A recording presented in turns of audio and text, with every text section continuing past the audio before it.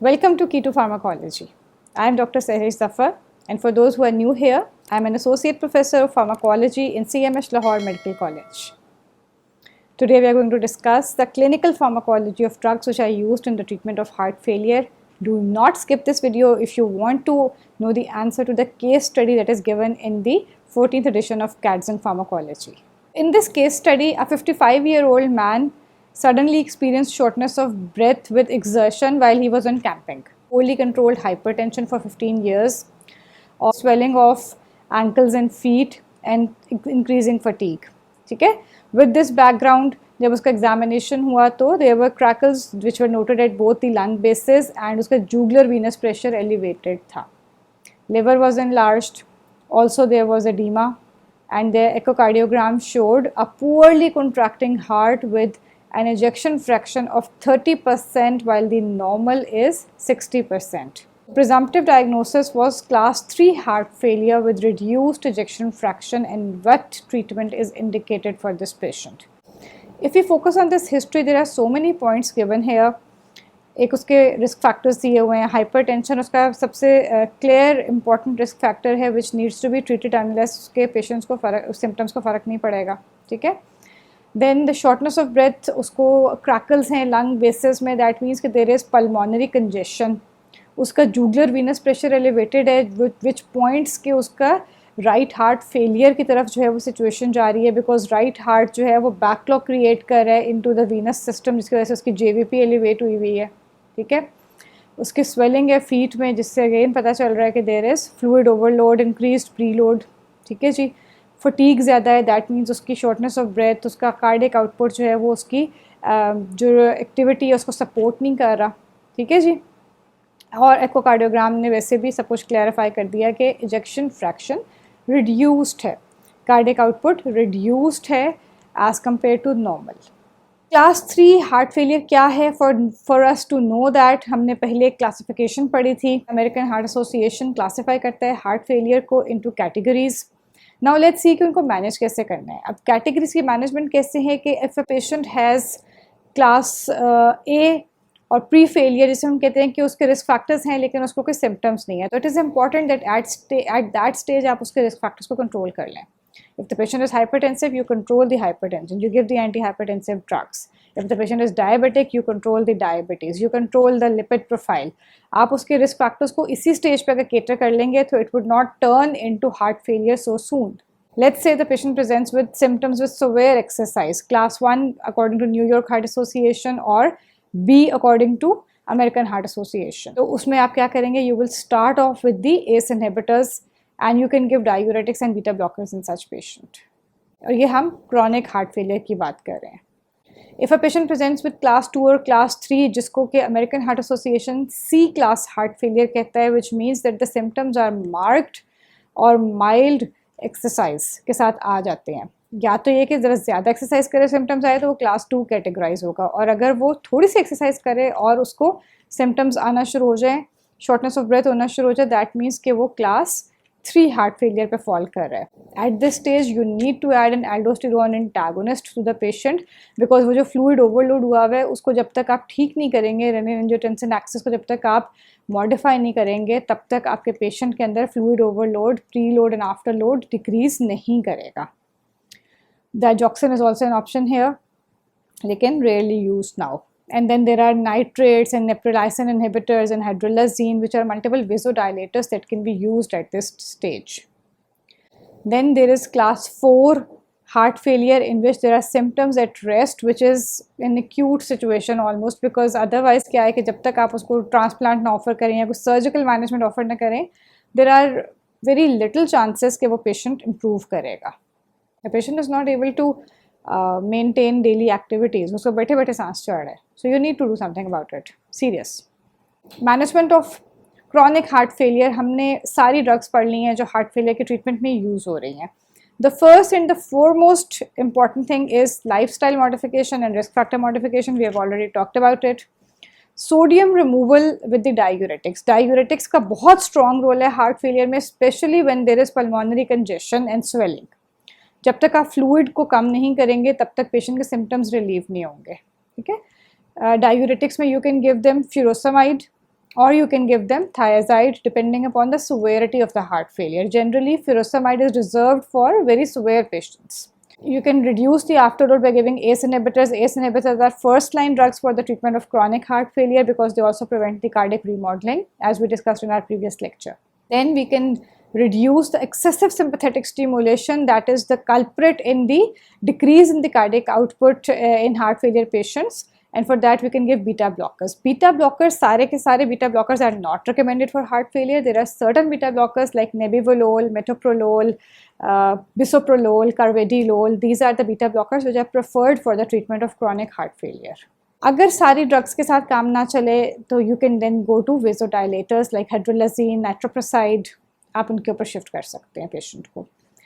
And the last resort is that you go for cardiac resynchronization और cardiac contractility modulation therapy. ये क्या चीज़ें हैं? आप पेस मेकर करंट एक्टिविटी जो है, there are advanced surgical techniques जिसमें आप पेस मेकर एक्टिविटी करंट जो है वो इलेक्ट्रिकल करंट जो है उसको ऑल्टर कर सकते हैं हार्ट में, जिसकी वजह से आप टेकीकार्डिया को डिक्रीज़ करते हैं, continuous decreased heart rate produce करते हैं और एक स्टेट ऑफ हार्ट के लिए जो है फेवरेबल स्टेट क्रिएट करते हैं जिसमें उसका रिदम कंट्रोल्ड होता है और उसकी आउटपुट बेटर हो जाए. But that is all surgical management. When we say chronic heart failure, ये बहुत इंपॉर्टेंट है कि क्रॉनिक हार्ट फेलियर में सिस्टोलिक फेलियर भी हो सकता है और डायस्टोलिक फेलियर भी हो सकता है.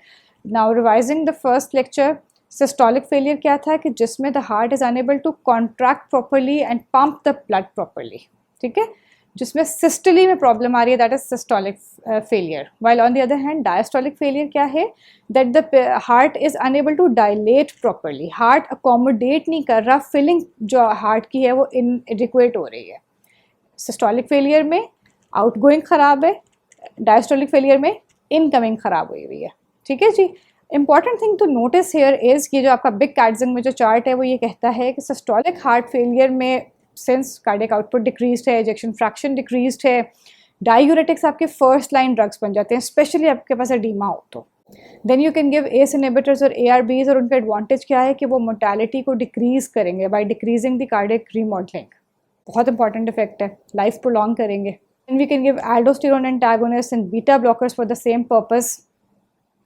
उस कैल्शियम चैनल ब्लॉकर्स का बिल्कुल इसमें कोई रोल नहीं है, because calcium channel blockers by no way can cause an increase in the cardiac output in systolic failure. We can give digoxin जो symptomatic relief देगा, but it will not cause a decrease in the mortality. तो ये पूरी की पूरी list हमें बताती है एक कि सिस्टोलिक हार्ट फेलियर में पॉसिबल ड्रग ट्रीटमेंट्स क्या हो सकते हैं. But the important thing to notice here is कि डायस्टोलिक हार्ट फेलियर में all of these drugs do not offer much benefit. The cardiac output is decreased, but the ejection fraction may be normal, it may be preserved. So diuretics caution के साथ use किए जा सकते हैं, they will decrease the preload and afterload. ACE inhibitors थोड़ा बहुत फ़ायदा देंगे, afterload decrease करेंगे. आप देखेंगे बाकी सारी drugs जो हैं वो सब they are like minimal to none, may be useful, small benefit. इस तरह के effects हैं. Generally speaking, diastolic heart failure में drug therapy is not as effective as in the systolic heart failure. That was all about the chronic heart failure. Chronic heart failure की drugs को हमने बहुत detail में discuss किया पिछले lectures में. So now we have a very little content left here क्योंकि हमने उसकी बेसिक मैनेजमेंट को देखना है. हमने ड्रग्स ऑलरेडी सारी स्टडी कर ली हुई हैं. When we talk about the management of acute heart failure किन पेशेंट्स में होते हैं? Who are already patients of chronic heart failure. Chronic state में वो चल रहे होते हैं और कोई एक्यूट सडन इंसल्ट होती है जिसकी वजह से उनका हार्ट डिकम्पनसेशन में चला जाता है और एक्यूट हार्ट फेलियर में प्रेजेंट करता है. क्या हो सकता है? फॉर एग्जांपल इन्फेक्शन हो गई, सुवेयर स्ट्रेस, एंजाइटी, एक्सरसाइज, कोई एडिशनल एक्सर्शन पेशेंट ने ऐसी की जिसकी वजह से हार्ट ने वो जो एडिशनल बर्डन था उसको टॉलरेट नहीं किया and the patient goes into acute heart failure. Now this becomes an emergency situation because patient is literally breathless. So सांस ही नहीं आ रहा होता. इस तरह के पेशेंट में IV treatment is the rule of drug therapy. आपने उसको इंट्रावीनसली मैनेज करना है, आपने उसको विगरसली मैनेज करना है.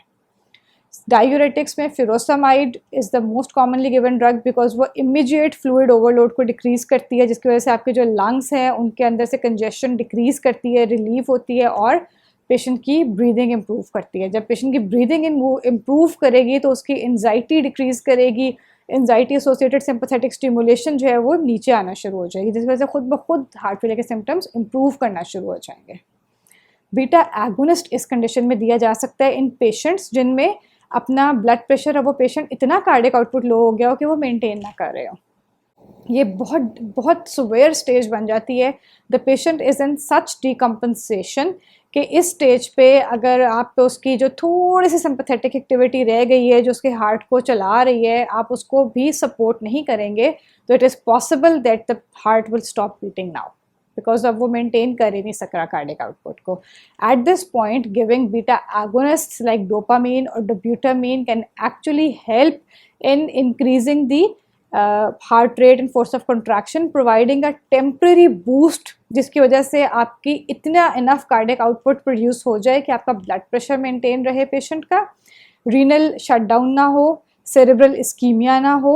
सो to keep the patient going through this phase आप उसको बीटा एगोनिस्ट देते हैं, but only during the phase of acute heart failure. As soon as the patient is out of this stage and the patient is stable and back to the chronic heart failure stage, तो आप उसको beta agonist देना बंद कर देंगे, because beta agonist longer run में उसके sympathetic stimulation cause करेंगे which will not be beneficial for a patient of chronic heart failure.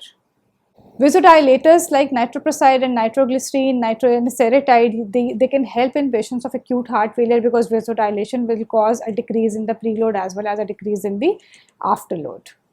After talking about chronic heart failure and acute heart failure, हमने जो start में discuss किया था एक case study, उसका आंसर आपकी कैटजेंग में बहुत नाइसली एक्सप्लेन है. The factors that we need to emphasise here are कि number 1 it was low ejection fraction. ये सिस्टोलिक हार्ट फेलियर था और लो इजेक्शन फ्रैक्शन के साथ था. दैट मीन्स कि ड्रग थेरेपी जो हमने सारी पढ़ी है that might be effective. Now with that list in mind and with the drugs that we have studied previously, हम बहुत आराम से इस पेशेंट का एक अच्छा सा प्लान डिवाइस कर सकते हैं how that we can start treating this patient with a diuretic. Let's start with furosemide. थोड़ा सा लेट्स सी कि वो पेशेंट के जो है वो हम उसको इमीडिएट सिम्प्टोमेटिक रिलीफ दे दें. ACE inhibitor उसके प्लान में ऐड कर दी जाती है. ACE inhibitor is going to provide long term benefits.